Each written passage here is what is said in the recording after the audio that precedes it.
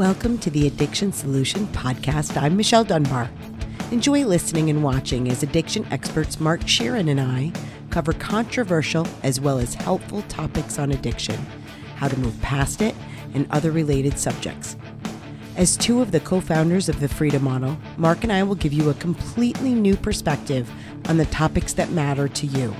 We will take to task the Recovery Society's lies and misinformation and replace them with facts, research, and the methods to move on from addiction struggles without 12-step meetings, rehabs, and the shackles of endless recovery. Let's escape the treatment and recovery trap together and learn to be free.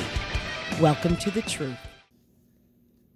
We're so happy to have so many wonderful fans, viewers, and listeners to the Addiction Solution Podcast. We know that many of our listeners are seeking a solution to addiction for themselves or someone they love. So let me tell you about our Freedom Model online program. It's like no other program for addiction in the world. The Freedom Model online program, or FMOP as we call it, was made for those who still want to be able to learn a solution, but do it on their own, in the privacy of home and on their schedule, but with guidance from the addiction experts who developed the Freedom Model. FMOP consists of more than 65 video lessons taught by Mark Sheeran and me. We're the co-developers of the Freedom Model. The program includes additional lessons not included anyplace else. They are the mind and brain, the binge construct, and life movements. You also get the Freedom Model for the Family online program, the 12-step deprogramming seminar series, which people love, new quick lessons taught by certified Freedom Model coaches posted each week, the Freedom Model monthly newsletter, and a 2-hour live question and answer coaching session with Mark and myself on the last Wednesday of every month. And FMOP is affordable. For just $450, you have access for the first month. And if you feel you need more time, you can maintain your access for just $49.95 for each additional month. You can enroll in FMOP today at thefreedommodel.org. Or if you have questions about our products or services, call us at 888-424-2626. We are happy to help.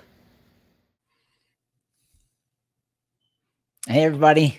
Hi, welcome to the Addiction Solution Podcast. I'm Michelle Dunbar. And I'm Mark Sheeran, and we are the co-authors of the Freedom Model for Addictions, along with Stephen Slate. Which are up behind you now.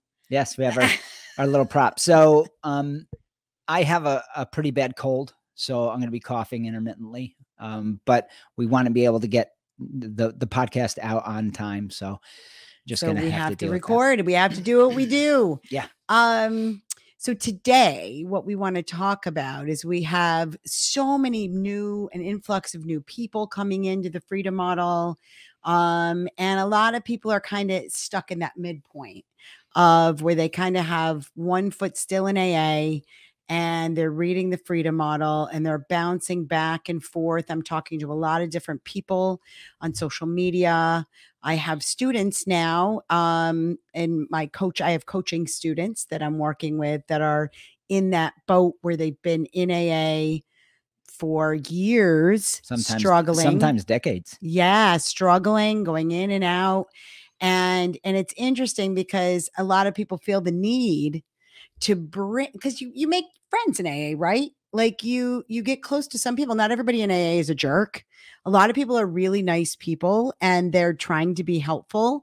And, you know, they feel like AA helped them and they got it, right? So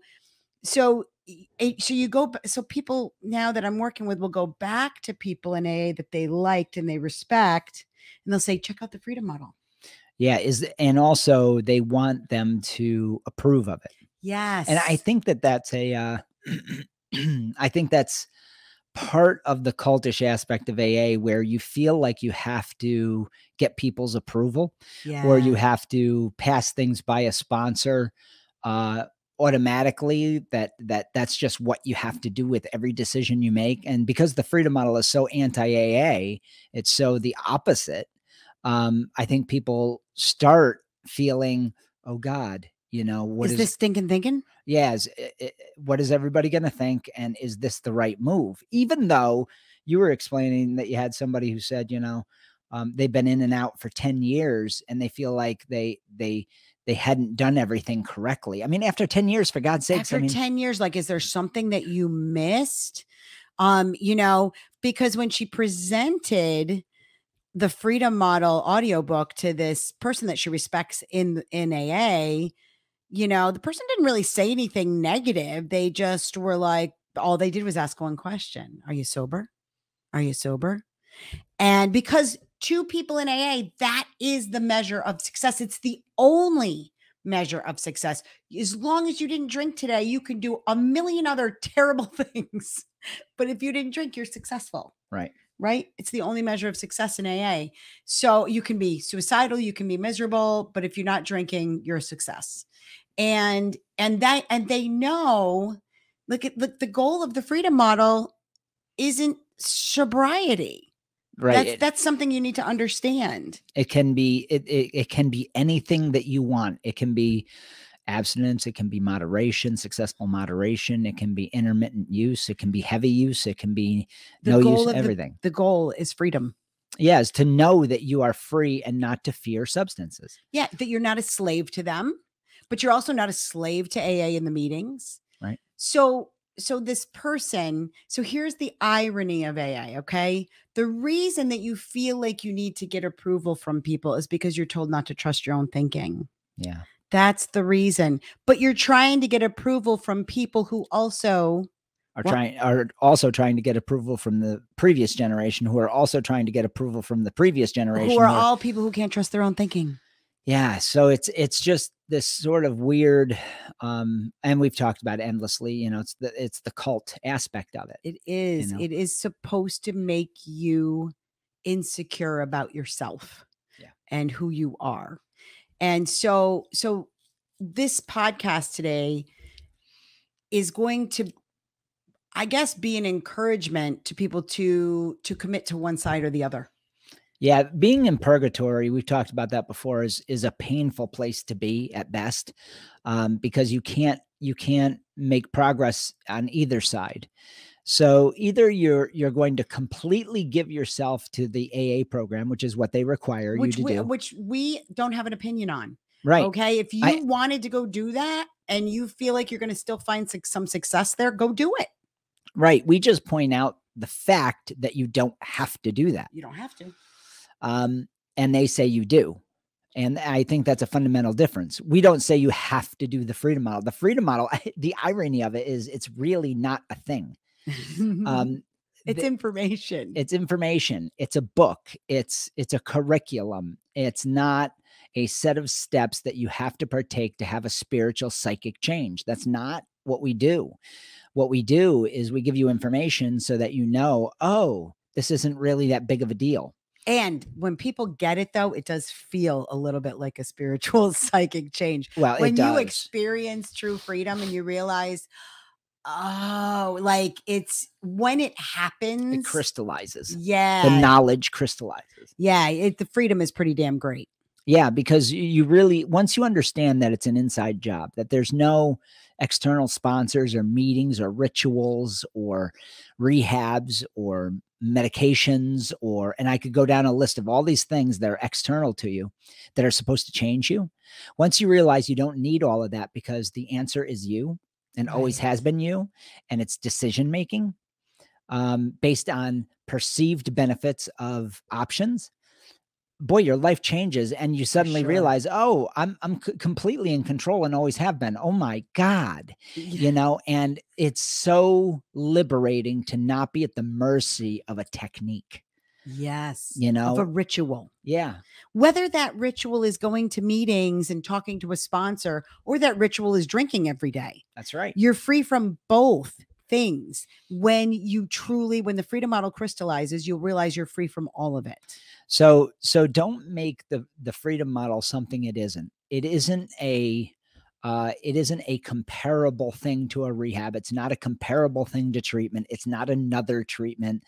It is an alternative to the entire recovery society, which includes treatment and all that. It's an alternative because it's a way of thinking. It's a way of understanding. It's a way of perceiving the benefits you get from certain choices you make. Yes. And so that is all within the confines of your mind. So you don't need a sponsor. You don't have to ask permission to get in a relationship. You don't have to ask permission. Should I go back to school? Do you think I'm strong enough? You don't have to live in this weakness argument, because you're not weak. Nobody's weak. You all have the same capacity internally to change. And that is through free will, autonomy, and the positive drive principle, your pursuit of happiness. So it's an analysis process. That's all the Freedom Model is an analysis based on the facts. Yeah. And figuring out a lot of different things. And so I've talked to some of my students about the onion, peeling back the layers of the onion, because why you may be struggling, why you have 1 foot in and 1 foot out. The reason you're struggling with that is because they are so opposite of each other. The way of thinking is so fundamentally different that taking the leap, finally, that's pulling yourself out of AA and taking the leap and saying, I'm going to make it. I'm going to figure this out without AA. I'm going to figure it out without those people. I am going to move forward in my life and really make a commitment to figuring out the Freedom Model. Once you do that, half the battle is won. That is so true. That is so true, because you're automatically opening your mind to something else. Yeah. And I think that it's really hard for people. I listen to people on our Facebook group, the Freedom Model group, and boy, they're in that, almost all of them are in that purgatory. And now that group caters to those like Michelle and I who are immersed in the cult. Yeah. I think it's just collected that sort of demographic, which is awesome. Yeah. And finding freedom in that way is really tough at first, because you have to just open your mind that this really can be better. Yeah. What you need to know about Mark and I is it took us we've learned a lot of what we're learning while we were still in the cult. Now, we had initially thrown out the powerlessness. That was thrown out right away, right? That's how I think that's a good starting point, by the way. It is a good starting point, knowing, okay, I'm not powerless. I'm doing what I want to do. But even that one point, there is kind of some layers in there, because you can know that you're not powerless and then still not understand that the reason that you have 10 drinks and not 2 drinks is because you're drinking to get drunk, right? You're seeking, because intoxication is your preference. That's right. And your preference is based on another layer, which is the perceived benefits, right? The fantasies that you carry with booze and drugs. And there's all kinds of really amazing things we believe drugs do that they don't do. They don't objectively do. And when that nuance is the hardest piece by far that we have to teach people, because you've been taught that drugs and alcohol are enormously magical and enormously diabolical and painful. So they are all things to all people all the time. Yep. And when you create a boogeyman that big, when you create an image of something in your life that is that all encompassing and powerful, you've created a godlike experience, and then you create it. Make no mistake. Once you learn it, then you reinforce it, and you actually believe the benefits exist because you're creating them in your mind. And that, to undo, takes some doing. That's what sure does. That's what chapters 8 through 10, 14, 17 through 20 deal with. Yeah. Appendices A, B, C. All the entire book really is designed around pulling that apart and going, wait a minute. Do these drug effects actually do all of this? And is it possible for you to be happier thinking otherwise? Yeah.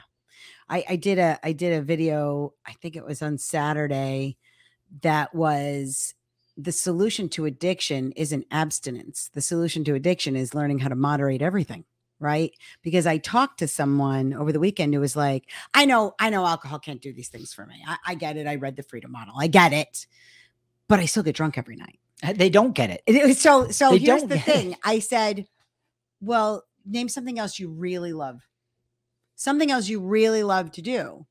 And, you know, I always go to chocolate cake because I really fucking love chocolate cake. Okay. I have chocolate cake maybe once a year, and I have one piece or a half a piece when I have it, but I really love it. There are plenty of things people really love to do and they don't do every day. So I don't buy it. I get drunk every night because I really love it. I don't buy it. You get drunk every night because you think you need it for some reason. Yeah. Need and want together. Yes. So and the need is usually what I call fantastical. And that is that it makes your stress go away. The fundamental painful parts of human living, what the marketers at booze companies and your drug dealer have made you believe is that the drug actually is necessary for your mental well-being. And people say, no, I don't believe that. No, you do. You do. You do. You believe that it's going to take away problems, that it's going to push the can down the road. It gives you an escape. Yeah. That it gives you this temporary escape. It doesn't even do that. That's you. It doesn't. If you objectively, and this is what I say to my students, now that we do coaching online, right? The great thing about it is, you know, you have a coaching session with us. So we're helping you to unravel all this stuff by talking it out with you, right? Figuring all this stuff out. Then you get to go and experiment in real time between one coaching session and another one. All right. Because we do 3 a week. Right. So what I said to people is, all right, so you're going to get drunk tonight, right? This one woman was like, every morning I say I'm not going to drink, and then every night I'm drinking. Right. And I'm like, well, you changed your mind, number one, or you were insincere in the morning. You were like, I'm telling myself I'm not going to drink today, but I know I'm gonna. Right. Right. So just sit with that and say, I'm going to drink tonight. And then while you're drinking, be objectively look at it, run the experiment. How is this really making me feel? How good is this? This is a good point. So people think that when they get the buzz, they stop thinking, right? They decide, stop thinking about their problems, and they go into what I call their little menial fantasy, right? But if you get drunk, because I've done this since I've moderated now for 13 years. Yes. One time I sat at the kitchen table, told my wife, listen, I'm going to drink a bottle of vodka and see what happens. I'm just going to get loaded. Yeah. I couldn't drink the whole bottle. I drank about a third of it and I was totally wasted. But I'm going to do that with nobody around. We're lightweights now. We are. And I'm going to see if there is some sort of change in my psyche. And what I found is that when I thought and was aware of my thoughts, and I didn't let myself go into some old script. Right. There was absolutely no magic. None. It was remarkable. And I did this early on when I was first moderating, and I realized, wow, that all was me. That was all me believing in adolescent imagery that was taught to me when I was, in my case, a child.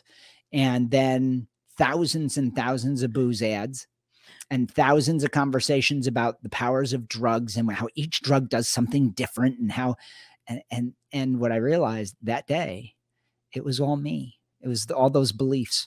And the book covers this in a sociological perspective. So you can see that other cultures drink the same identical molecule or take the same molecule into their bloodstream and have completely opposite effects and opposite behaviors. So a drug can't do both.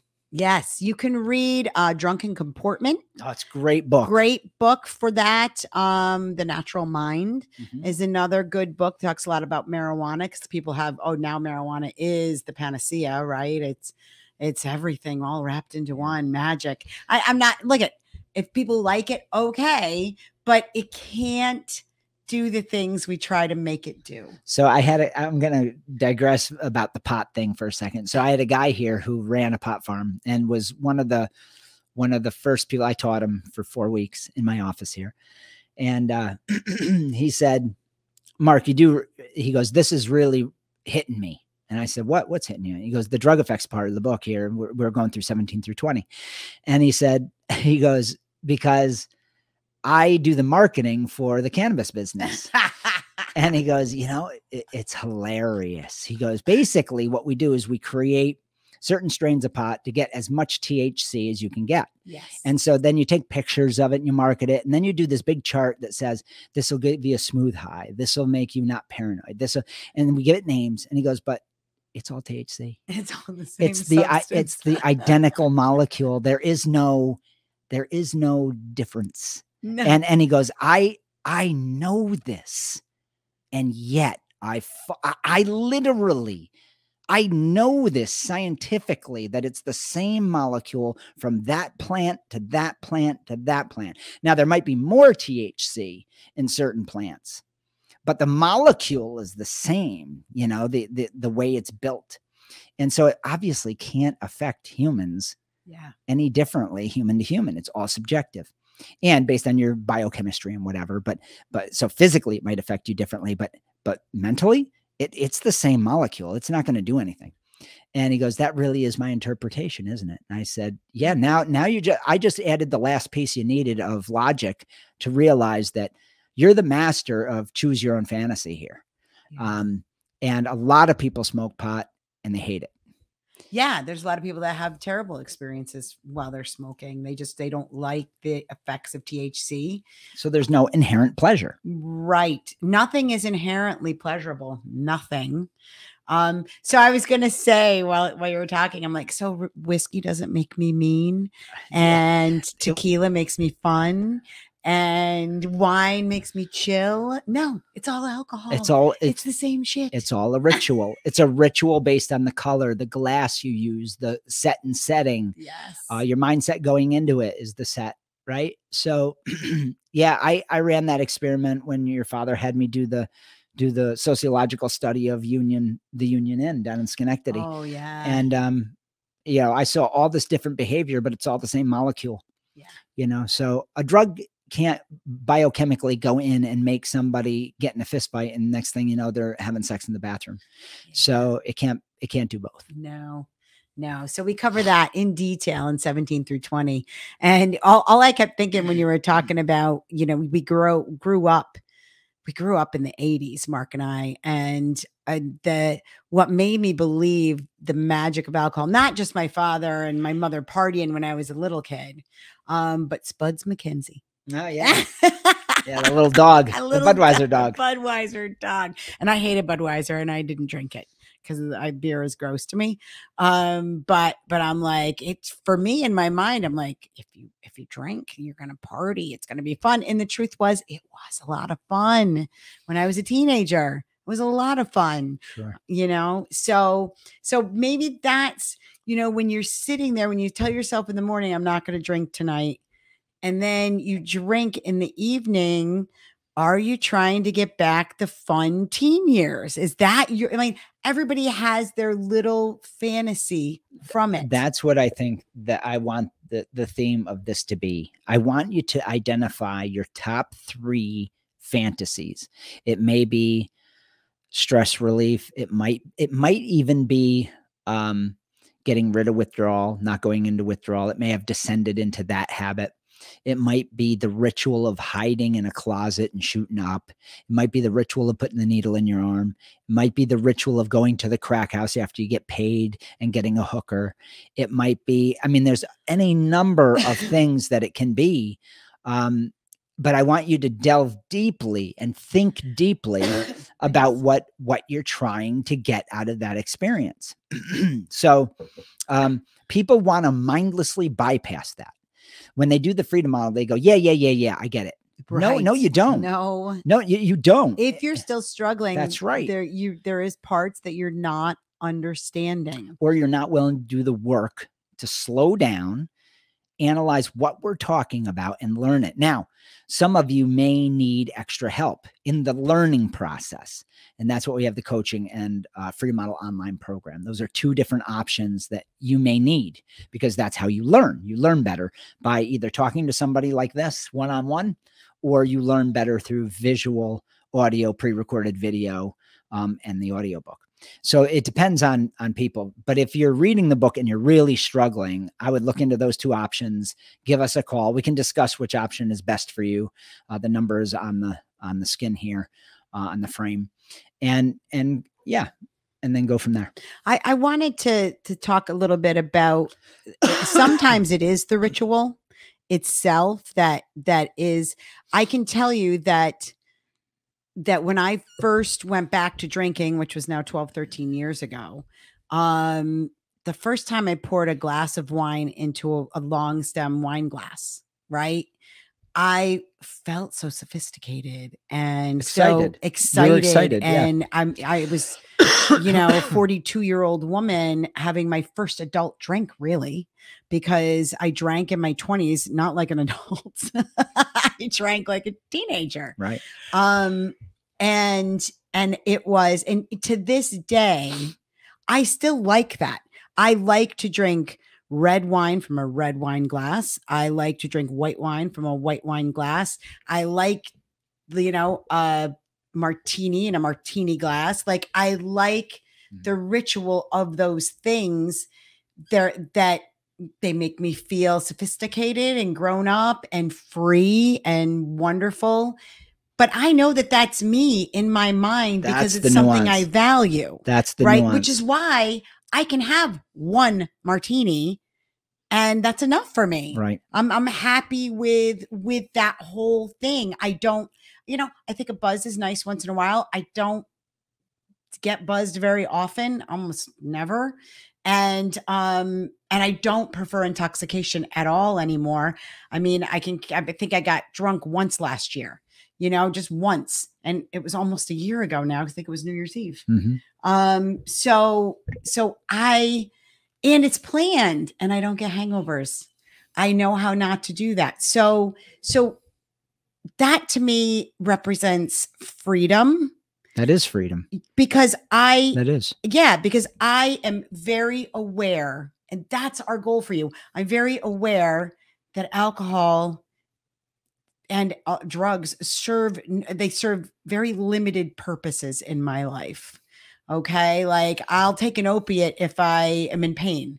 One, right? I went on a girls' week. I used a little bit of marijuana. It was nice. You know what I mean? Like, it's just, but I don't need it for any reason. That's what we want for you. And if you do the Freedom Model, and I say do it, if you read it, right, and you learn it, and you become mindful. That's it. Okay. Become mindful when you're using your preferred substance, really objectively. You can do it. Sit with it, take a look at it and say, how good is this? Like, really, what is this doing for me? And how much of this is me? Yes. That's how much of it. Because we're not saying it does nothing. Right. I want you to think about the physical buzz. It's real. It is real. Objectively real. And then think to yourself, okay, how am I interpreting this right now? Right now, what am I thinking about? What is my mind telling me about my physical structure having this neural sort of slow down or speed up process, depending on the drug you're doing? And is it actually that magical? How am I imbuing it with magic? How am I saying that it's taking away problems? But is this buzz right now, this physical sensation, taking me away? And all of a sudden you'll start to realize, oh, I'm playing a game between my mind and my body. I'm ignoring that it's me playing the game. Yes. Because I've been taught that the drug is playing the game with me. Yes. But the drug doesn't have a mind. You're the one with the mind. You're the one who's experiencing anything. There is no entity called addiction. There is no entity in a drug that has control over your own mind. So the only one that's thinking is you. So you are thinking about the sensation in your body and your brain, and then you imbue it with whatever magic the marketing companies have been teaching you your whole life. And the marketing companies are the Recovery Society, treatment, and booze companies and drug companies. Yep. They've been teaching you how to stay your whole life, how to stay in this trap, this endless cycle of fantasy and buzz. And you can hop out of that with the freedom model and say, wait a minute, I can interpret this the way I want to. And you already are there. If you're reading the freedom model, you're already realizing that you're not getting out of this what you thought and what you expected from those drug companies to get. And just really quickly, because we're coming up to the half hour, if you're somebody that's built a habit, so you built a habit of using substances as a crutch because, and you believe that, well, I've got this trauma and I've got this stress and I just don't cope. I don't deal with those things well. That's a personal belief about yourself that becomes true because you believe it. It's not true, by the way, but because you believe it. Yes, if you stop using the substance as the crutch, you're probably going to have a really good opportunity to be able to figure out what works better for helping you with those other things. You'll be able to open your mind to being able to, move past the trauma, to be able to solve your depression, your anxiety, your other things in ways that are actually effective. Yep. Okay. So, and what you should know, and it's in the freedom model, is that nearly everyone gets over addiction at a much greater rate than they get over these other problems. Yeah. Okay. Yeah. So you don't have to solve the other problems first. That's right.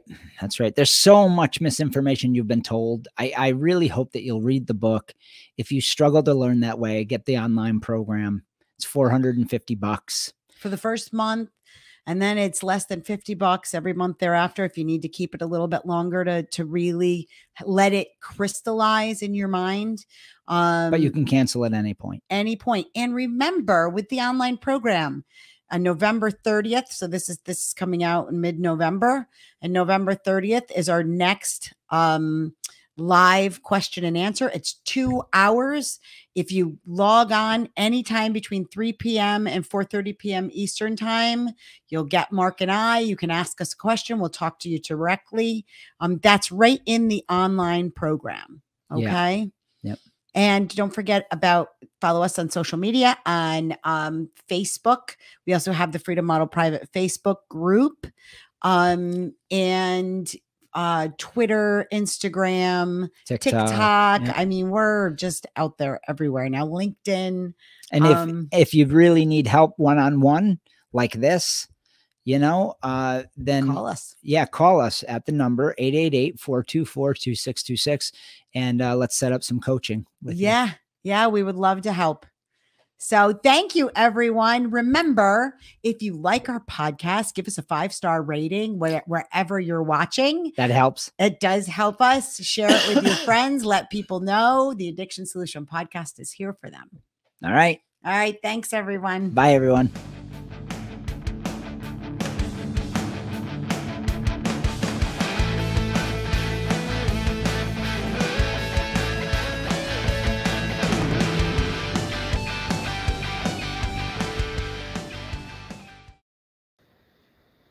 Are you seeking private, personalized coaching to solve your addiction?